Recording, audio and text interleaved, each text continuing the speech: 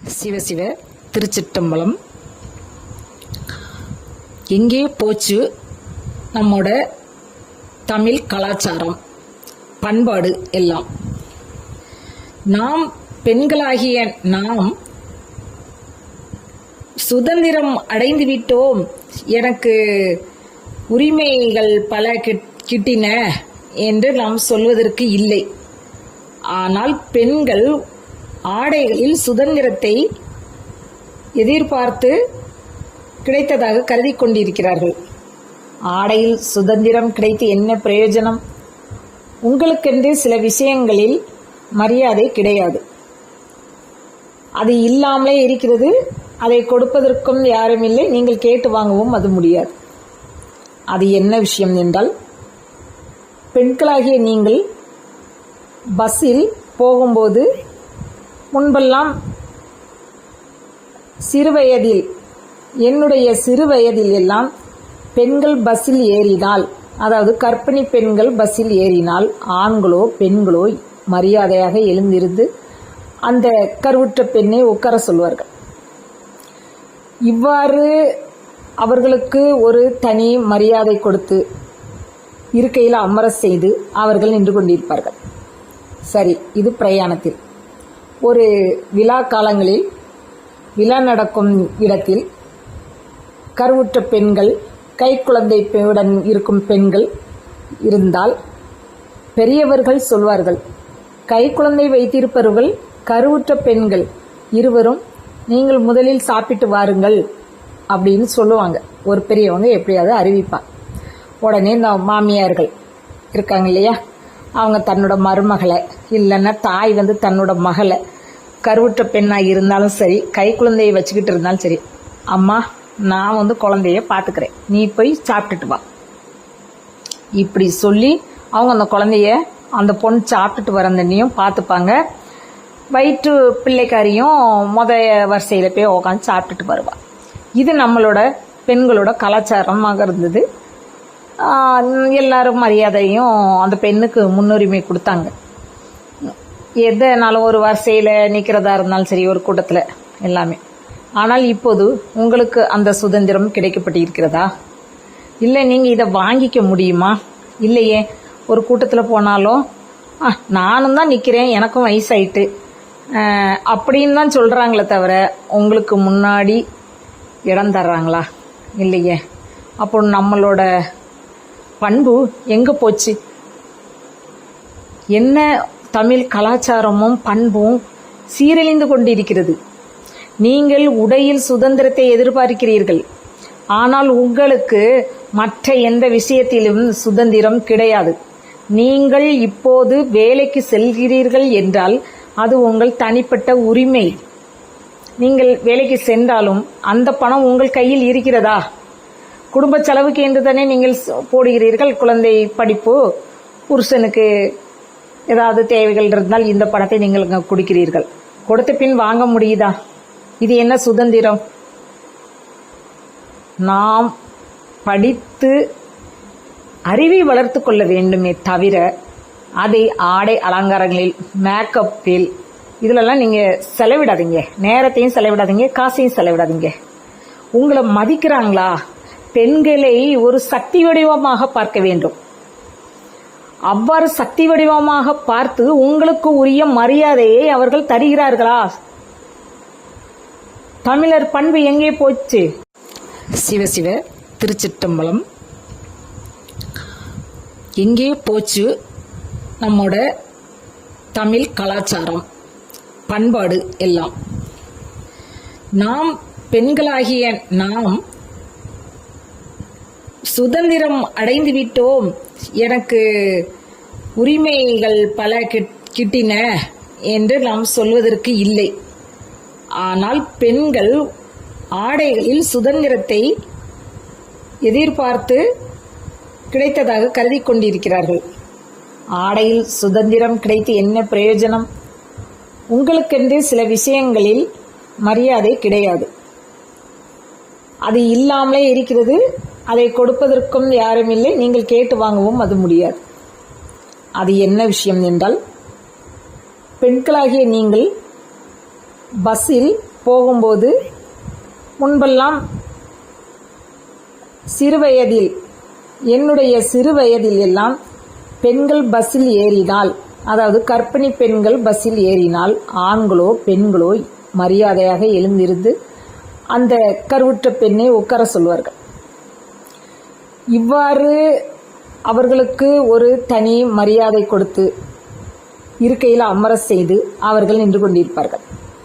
சரி, இது பிரயாணத்தில். ஒரு விழா காலங்களில் விழா நடக்கும் இடத்தில் கருவுற்ற பெண்கள், கைக்குழந்தையுடன் இருக்கும் பெண்கள் இருந்தால் பெரியவர்கள் சொல்வார்கள், கைக்குழந்தை வைத்திருப்பவர்கள் கருவுற்ற பெண்கள் இருவரும் நீங்கள் முதலில் சாப்பிட்டு வாருங்கள் அப்படின்னு சொல்லுவாங்க. ஒரு பெரியவங்க எப்படியாவது அறிவிப்பாங்க. உடனே இந்த மாமியார்கள் இருக்காங்க இல்லையா, அவங்க தன்னோட மருமகளை இல்லைன்னா தாய் தன்னோட மகளை, கருவுற்ற பெண்ணாக இருந்தாலும் சரி கை குழந்தையை வச்சுக்கிட்டு இருந்தாலும் சரி, அம்மா நான் குழந்தைய பார்த்துக்கிறேன், நீ போய் சாப்பிட்டுட்டு வா இப்படி சொல்லி அவங்க அந்த குழந்தைய, அந்த பொண்ணு சாப்பிட்டுட்டு வரந்தண்ணியும் பார்த்துப்பாங்க. வயிற்று பிள்ளைக்காரியும் வரிசையில் போய் உட்காந்து சாப்பிட்டுட்டு வருவா. இது நம்மளோட பெண்களோட கலாச்சாரமாக இருந்தது. எல்லாரும் மரியாதையும் அந்த பெண்ணுக்கு முன்னுரிமை கொடுத்தாங்க. எதனாலும் ஒரு வரிசையில் நிற்கிறதா இருந்தாலும் சரி, ஒரு கூட்டத்தில் எல்லாமே. ஆனால் இப்போது உங்களுக்கு அந்த சுதந்திரம் கிடைக்கப்பட்டிருக்கிறதா? இல்லை நீங்கள் இதை வாங்கிக்க முடியுமா? இல்லையே. ஒரு கூட்டத்தில் போனாலும் நானும் தான் நிற்கிறேன், எனக்கும் வயசாயிட்டு அப்படின்னு தான் சொல்கிறாங்களே தவிர உங்களுக்கு முன்னாடி இடம் தர்றாங்களா? இல்லையே. அப்போ நம்மளோட பண்பு எங்கே போச்சு? என்ன தமிழ் கலாச்சாரமும் பண்பும் சீரழிந்து கொண்டிருக்கிறது. நீங்கள் உடையில் சுதந்திரத்தை எதிர்பார்க்கிறீர்கள், ஆனால் உங்களுக்கு மற்ற எந்த விஷயத்திலும் சுதந்திரம் கிடையாது. நீங்கள் இப்போது வேலைக்கு செல்கிறீர்கள் என்றால் அது உங்கள் தனிப்பட்ட உரிமை. நீங்கள் வேலைக்கு சென்றாலும் அந்த பணம் உங்கள் கையில் இருக்கிறதா? குடும்ப செலவுக்கு என்று தானே நீங்கள் போடுகிறீர்கள். குழந்தை படிப்பு, புருஷனுக்கு ஏதாவது தேவைகள் இருந்தால் இந்த பணத்தை நீங்கள் கொடுக்கிறீர்கள். கொடுத்த பின் வாங்க முடியுதா? இது என்ன சுதந்திரம்? நாம் படித்து அறிவை வளர்த்து கொள்ள வேண்டுமே தவிர அதை ஆடை அலங்காரங்களில், மேக்கப்பில் இதிலெல்லாம் நீங்கள் செலவிடாதீங்க. நேரத்தையும் செலவிடாதீங்க, காசையும் செலவிடாதீங்க. உங்களை மதிக்கிறாங்களா? பெண்களை ஒரு சக்தி வடிவமாக பார்க்க வேண்டும். அவ்வாறு சக்தி வடிவமாக பார்த்து உங்களுக்கு உரிய மரியாதையை அவர்கள் தருகிறார்களா? தமிழர் பண்பு எங்கே போச்சு? சிவசிவ திருச்சிற்றம்பலம். எங்கே போச்சு நம்மோட தமிழ் கலாச்சாரம், பண்பாடு எல்லாம்? நாம் பெண்களாகிய நாம் சுதந்திரம் அடைந்து விட்டோம், எனக்கு உரிமைகள் பல கிட்டின என்று நாம் சொல்வதற்கு இல்லை. ஆனால் பெண்கள் ஆடைகளில் சுதந்திரத்தை எதிர்பார்த்து கிடைத்ததாக கருதி கொண்டிருக்கிறார்கள். ஆடையில் சுதந்திரம் கிடைத்து என்ன பிரயோஜனம்? உங்களுக்கென்று சில விஷயங்களில் மரியாதை கிடையாது, அது இல்லாமலே இருக்கிறது. அதை கொடுப்பதற்கும் யாரும் இல்லை, நீங்கள் கேட்டு வாங்கவும் அது முடியாது. அது என்ன விஷயம் என்றால், பெண்களாகிய நீங்கள் பஸ்ஸில் போகும்போது முன்பெல்லாம் சிறுவயதில், என்னுடைய சிறுவயதில் எல்லாம் பெண்கள் பஸ்ஸில் ஏறினால், அதாவது கர்ப்பிணி பெண்கள் பஸ்ஸில் ஏறினால் ஆண்களோ பெண்களோ மரியாதையாக எழுந்திருந்து அந்த கருவுற்ற பெண்ணை உட்கார சொல்வார்கள். இவ்வாறு அவர்களுக்கு ஒரு தனி மரியாதை கொடுத்து இருக்கையில் அமர செய்து அவர்கள் நின்று கொண்டிருப்பார்கள். சரி, இது பிரயாணத்தில். ஒரு விழா காலங்களில் விழா நடக்கும் இடத்தில் கருவுற்ற பெண்கள், கைக்குழந்தையுடன் இருக்கும் பெண்கள் இருந்தால் பெரியவர்கள் சொல்வார்கள், கைக்குழந்தை வைத்திருப்பவர்கள் கருவுற்ற பெண்கள் இருவரும் நீங்கள் முதலில் சாப்பிட்டு வாருங்கள் அப்படின்னு சொல்லுவாங்க. ஒரு பெரியவங்க எப்படியாவது அறிவிப்பாங்க. உடனே இந்த மாமியார்கள் இருக்காங்க இல்லையா, அவங்க தன்னோட மருமகளை இல்லைன்னா தாய் தன்னோட மகளை கருவுற்ற பெண்ணாக இருந்தாலும் சரி, கை குழந்தையை வச்சுக்கிட்டு இருந்தாலும் சரி, அம்மா நான் குழந்தைய பார்த்துக்கிறேன், நீ போய் சாப்பிட்டுட்டு வா இப்படி சொல்லி அவங்க அந்த குழந்தைய அந்த பொண்ணு சாப்பிட்டுட்டு வரந்தண்ணியும் பார்த்துப்பாங்க. வயிற்று பிள்ளைக்காரியும் வரிசையில் போய் உட்காந்து சாப்பிட்டுட்டு வருவா. இது நம்மளோட பெண்களோட கலாச்சாரமாக இருந்தது. எல்லாரும் மரியாதையும் அந்த பெண்ணுக்கு முன்னுரிமை கொடுத்தாங்க. எதனாலும் ஒரு வரிசையில் நிற்கிறதா இருந்தாலும் சரி, ஒரு கூட்டத்தில் எல்லாமே. ஆனால் இப்போது உங்களுக்கு அந்த சுதந்திரம் கிடைக்கப்பட்டு இருக்கிறதா? இல்லை நீங்கள் இதை வாங்கிக்க முடியுமா? இல்லையே. ஒரு கூட்டத்தில் போனாலும் நானும் தான் நிற்கிறேன், எனக்கும் வயசாயிட்டு அப்படின்னு தான் சொல்கிறாங்களே தவிர உங்களுக்கு முன்னாடி இடம் தர்றாங்களா? இல்லையே. அப்போ நம்மளோட பண்பு எங்கே போச்சு? என்ன தமிழ் கலாச்சாரமும் பண்பும் சீரழிந்து கொண்டிருக்கிறது. நீங்கள் உடையில் சுதந்திரத்தை எதிர்பார்க்கிறீர்கள், ஆனால் உங்களுக்கு மற்ற எந்த விஷயத்திலும் சுதந்திரம் கிடையாது. நீங்கள் இப்போது வேலைக்கு செல்கிறீர்கள் என்றால் அது உங்கள் தனிப்பட்ட உரிமை. நீங்கள் வேலைக்கு சென்றாலும் அந்த பணம் உங்கள் கையில் இருக்கிறதா? குடும்ப செலவுக்கு என்று தானே நீங்கள் போடுகிறீர்கள். குழந்தை படிப்பு, புருஷனுக்கு ஏதாவது தேவைகள் இருந்தால் இந்த பணத்தை நீங்கள் கொடுக்கிறீர்கள். கொடுத்த பின் வாங்க முடியுதா? இது என்ன சுதந்திரம்?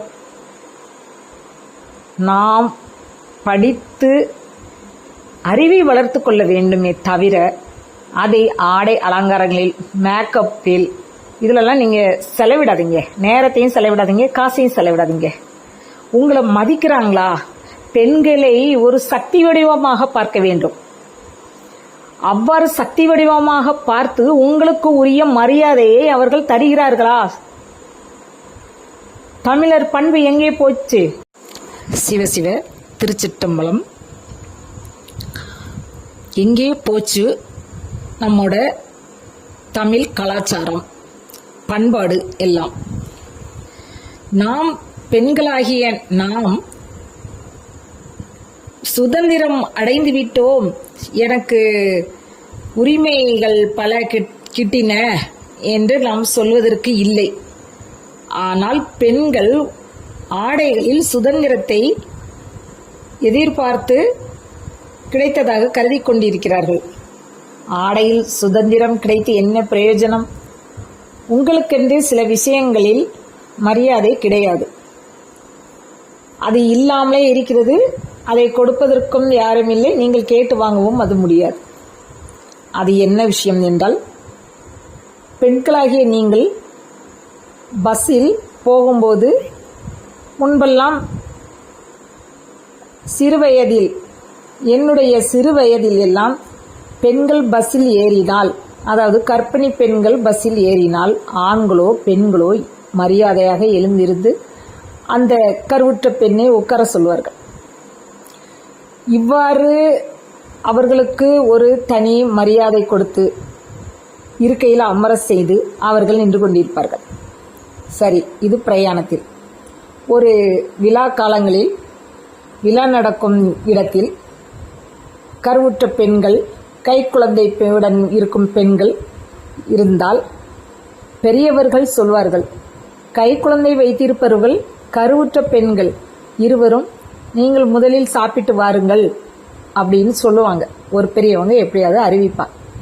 உடனே இந்த மாமியார்கள் இருக்காங்க இல்லையா, அவங்க தன்னோட மருமகளை இல்லைன்னா தாய் தன்னோட மகளை கருவுற்ற பெண்ணாக இருந்தாலும் சரி, கை குழந்தையை வச்சுக்கிட்டு இருந்தாலும் சரி, அம்மா நான் குழந்தைய பார்த்துக்கிறேன், நீ போய் சாப்பிட்டுட்டு வா இப்படி சொல்லி அவங்க அந்த குழந்தைய அந்த பொண்ணு சாப்பிட்டுட்டு வரந்தண்ணியும் பார்த்துப்பாங்க. வயிற்று பிள்ளைக்காரியும் வரிசையில் போய் உட்காந்து சாப்பிட்டுட்டு வருவா. இது நம்மளோட பெண்களோட கலாச்சாரமாக இருந்தது. எல்லாரும் மரியாதையும் அந்த பெண்ணுக்கு முன்னுரிமை கொடுத்தாங்க. எதனாலும் ஒரு வரிசையில் நிற்கிறதா இருந்தாலும் சரி, ஒரு கூட்டத்தில் எல்லாமே. ஆனால் இப்போது உங்களுக்கு அந்த சுதந்திரம் கிடைக்கப்பட்டு இருக்கிறதா? இல்லை நீங்கள் இதை வாங்கிக்க முடியுமா? இல்லையே. ஒரு கூட்டத்தில் போனாலும் நானும் தான் நிற்கிறேன், எனக்கும் வயசாயிட்டு அப்படின்னு தான் சொல்கிறாங்களே தவிர உங்களுக்கு முன்னாடி இடம் தர்றாங்களா? இல்லையே. அப்போ நம்மளோட பண்பு எங்கே போச்சு? என்ன தமிழ் கலாச்சாரமும் பண்பும் சீரழிந்து கொண்டிருக்கிறது. நீங்கள் உடையில் சுதந்திரத்தை எதிர்பார்க்கிறீர்கள், ஆனால் உங்களுக்கு மற்ற எந்த விஷயத்திலும் சுதந்திரம் கிடையாது. நீங்கள் இப்போது வேலைக்கு செல்கிறீர்கள் என்றால் அது உங்கள் தனிப்பட்ட உரிமை. நீங்கள் வேலைக்கு சென்றாலும் அந்த பணம் உங்கள் கையில் இருக்கிறதா? குடும்ப செலவுக்கு என்று தானே நீங்கள் போடுகிறீர்கள். குழந்தை படிப்பு, புருஷனுக்கு ஏதாவது தேவைகள் இருந்தால் இந்த பணத்தை நீங்கள் கொடுக்கிறீர்கள். கொடுத்த பின் வாங்க முடியுதா? இது என்ன சுதந்திரம்? நாம் படித்து அறிவை வளர்த்து கொள்ள வேண்டுமே தவிர அதை ஆடை அலங்காரங்களில், மேக்கப்பில் இதிலெல்லாம் நீங்கள் செலவிடாதீங்க. நேரத்தையும் செலவிடாதீங்க, காசையும் செலவிடாதீங்க. உங்களை மதிக்கிறாங்களா? பெண்களை ஒரு சக்தி வடிவமாக பார்க்க வேண்டும். அவ்வாறு சக்தி வடிவமாக பார்த்து உங்களுக்கு உரிய மரியாதையை அவர்கள் தருகிறார்களா? தமிழர் பண்பு எங்கே போச்சு? சிவசிவ திருச்சிற்றம்பலம். எங்கே போச்சு நம்மோட தமிழ் கலாச்சாரம், பண்பாடு எல்லாம்? நாம் பெண்களாகிய நாம் சுதந்திரம் அடைந்து விட்டோம், எனக்கு உரிமைகள் பல கிட்டின என்று நாம் சொல்வதற்கு இல்லை. ஆனால் பெண்கள் ஆடைகளில் சுதந்திரத்தை எதிர்பார்த்து கிடைத்ததாக கருதி கொண்டிருக்கிறார்கள். ஆடையில் சுதந்திரம் கிடைத்து என்ன பிரயோஜனம்? உங்களுக்கென்று சில விஷயங்களில் மரியாதை கிடையாது, அது இல்லாமலே இருக்கிறது. அதை கொடுப்பதற்கும் யாரும் இல்லை, நீங்கள் கேட்டு வாங்கவும் அது முடியாது. அது என்ன விஷயம் என்றால், பெண்களாகிய நீங்கள் பஸ்ஸில் போகும்போது முன்பெல்லாம் சிறுவயதில், என்னுடைய சிறுவயதில் எல்லாம் பெண்கள் பஸ்ஸில் ஏறினால், அதாவது கர்ப்பிணி பெண்கள் பஸ்ஸில் ஏறினால் ஆண்களோ பெண்களோ மரியாதையாக எழுந்திருந்து அந்த கருவுற்ற பெண்ணை உட்கார சொல்வார்கள். இவ்வாறு அவர்களுக்கு ஒரு தனி மரியாதை கொடுத்து இருக்கையில் அமர செய்து அவர்கள் நின்று கொண்டிருப்பார்கள். சரி, இது பிரயாணத்தில். ஒரு விழா காலங்களில் விழா நடக்கும் இடத்தில் கருவுற்ற பெண்கள், கைக்குழந்தையுடன் இருக்கும் பெண்கள் இருந்தால் பெரியவர்கள் சொல்வார்கள், கைக்குழந்தை வைத்திருப்பவர்கள் கருவுற்ற பெண்கள் இருவரும் நீங்கள் முதலில் சாப்பிட்டு வாருங்கள் அப்படின்னு சொல்லுவாங்க. ஒரு பெரியவங்க எப்படியாவது அறிவிப்பாங்க. உடனே இந்த மாமியார்கள் இருக்காங்க இல்லையா, அவங்க தன்னோட மருமகளை இல்லைன்னா தாய் தன்னோட மகளை, கருவுற்ற பெண்ணாக இருந்தாலும் சரி, கை குழந்தையை வச்சுக்கிட்டு இருந்தாலும் சரி, அம்மா நான் குழந்தைய பார்த்துக்கிறேன், நீ போய் சாப்பிட்டுட்டு வா, இப்படி சொல்லி அவங்க அந்த குழந்தைய, அந்த பொண்ணு சாப்பிட்டுட்டு வர தண்ணியும் பார்த்துப்பாங்க. வயிற்று பிள்ளைக்காரியும் வரிசையில் போய் உட்காந்து சாப்பிட்டுட்டு வருவா. இது நம்மளோட பெண்களோட கலாச்சாரமாக இருந்தது. எல்லாரும் மரியாதையும் அந்த பெண்ணுக்கு முன்னுரிமை கொடுத்தாங்க. எதனாலும் ஒரு வரிசையில் நிற்கிறதா இருந்தாலும் சரி, ஒரு கூட்டத்தில் எல்லாமே. ஆனால் இப்போது உங்களுக்கு அந்த சுதந்திரம் கிடைக்கப்பட்டு இருக்கிறதா? இல்லை, நீங்கள் இதை வாங்கிக்க முடியுமா? இல்லையே. ஒரு கூட்டத்தில் போனாலும் நானும் தான் நிற்கிறேன், எனக்கும் வயசாயிட்டு அப்படின்னு தான் சொல்கிறாங்களே தவிர உங்களுக்கு முன்னாடி இடம் தர்றாங்களா? இல்லையே. அப்போ நம்மளோட பண்பு எங்கே போச்சு? என்ன தமிழ் கலாச்சாரமும் பண்பும் சீரழிந்து கொண்டிருக்கிறது. நீங்கள் உடையில் சுதந்திரத்தை எதிர்பார்க்கிறீர்கள், ஆனால் உங்களுக்கு மற்ற எந்த விஷயத்திலும் சுதந்திரம் கிடையாது. நீங்கள் இப்போது வேலைக்கு செல்கிறீர்கள் என்றால் அது உங்கள் தனிப்பட்ட உரிமை. நீங்கள் வேலைக்கு சென்றாலும் அந்த பணம் உங்கள் கையில் இருக்கிறதா? குடும்ப செலவுக்கு என்று தானே நீங்கள் போடுகிறீர்கள். குழந்தை படிப்பு, புருஷனுக்கு ஏதாவது தேவைகள் இருந்தால் இந்த பணத்தை நீங்கள் கொடுக்கிறீர்கள். கொடுத்த பின் வாங்க முடியுதா? இது என்ன சுதந்திரம்? நாம் படித்து அறிவை வளர்த்து கொள்ள வேண்டுமே தவிர அதை ஆடை அலங்காரங்களில், மேக்கப்பில் இதிலெல்லாம் நீங்கள் செலவிடாதீங்க, நேரத்தையும் செலவிடாதீங்க, காசையும் செலவிடாதீங்க. உங்களை மதிக்கிறாங்களா? பெண்களை ஒரு சக்தி வடிவமாக பார்க்க வேண்டும். அவ்வாறு சக்தி வடிவமாக பார்த்து உங்களுக்கு உரிய மரியாதையை அவர்கள் தருகிறார்களா? தமிழர் பண்பு எங்கே போச்சு? சிவசிவ திருச்சிற்றம்பலம். எங்கே போச்சு நம்மோட தமிழ் கலாச்சாரம், பண்பாடு எல்லாம்? நாம் பெண்களாகிய நாம் சுதந்திரம் அடைந்து விட்டோம், எனக்கு உரிமைகள் பல கிட்டின என்று நாம் சொல்வதற்கு இல்லை. ஆனால் பெண்கள் ஆடைகளில் சுதந்திரத்தை எதிர்பார்த்து கிடைத்ததாக கருதி கொண்டிருக்கிறார்கள். ஆடையில் சுதந்திரம் கிடைத்து என்ன பிரயோஜனம்? உங்களுக்கென்று சில விஷயங்களில் மரியாதை கிடையாது, அது இல்லாமலே இருக்கிறது. அதை கொடுப்பதற்கும் யாரும் இல்லை, நீங்கள் கேட்டு வாங்கவும் அது முடியாது. அது என்ன விஷயம் என்றால், பெண்களாகிய நீங்கள் பஸ்ஸில் போகும்போது முன்பெல்லாம் சிறுவயதில், என்னுடைய சிறுவயதில் எல்லாம் பெண்கள் பஸ்ஸில் ஏறினால், அதாவது கர்ப்பிணி பெண்கள் பஸ்ஸில் ஏறினால் ஆண்களோ பெண்களோ மரியாதையாக எழுந்திருந்து அந்த கருவுற்ற பெண்ணை உட்கார சொல்வார்கள். இவ்வாறு அவர்களுக்கு ஒரு தனி மரியாதை கொடுத்து இருக்கையில் அமர செய்து அவர்கள் நின்று கொண்டிருப்பார்கள். சரி, இது பிரயாணத்தில். ஒரு விழா காலங்களில் விழா நடக்கும் இடத்தில் கருவுற்ற பெண்கள், கைக்குழந்தையுடன் இருக்கும் பெண்கள் இருந்தால் பெரியவர்கள் சொல்வார்கள், கைக்குழந்தை வைத்திருப்பவர்கள் கருவுற்ற பெண்கள் இருவரும் நீங்கள் முதலில் சாப்பிட்டு வாருங்கள் அப்படின்னு சொல்லுவாங்க. ஒரு பெரியவங்க எப்படியாவது அறிவிப்பாங்க. உடனே இந்த மாமியார்கள் இருக்காங்க இல்லையா, அவங்க தன்னோட மருமகளை இல்லைன்னா தாய் தன்னோட மகளை, கருவுற்ற பெண்ணாக இருந்தாலும் சரி, கை குழந்தையை வச்சுக்கிட்டு இருந்தாலும் சரி, அம்மா நான் குழந்தைய பார்த்துக்கிறேன், நீ போய் சாப்பிட்டுட்டு வா, இப்படி சொல்லி அவங்க அந்த குழந்தைய, அந்த பொண்ணு சாப்பிட்டுட்டு வரந்தன்னையும் பார்த்துப்பாங்க. வயிற்று பிள்ளைக்காரியும் வரிசையில் போய் உட்காந்து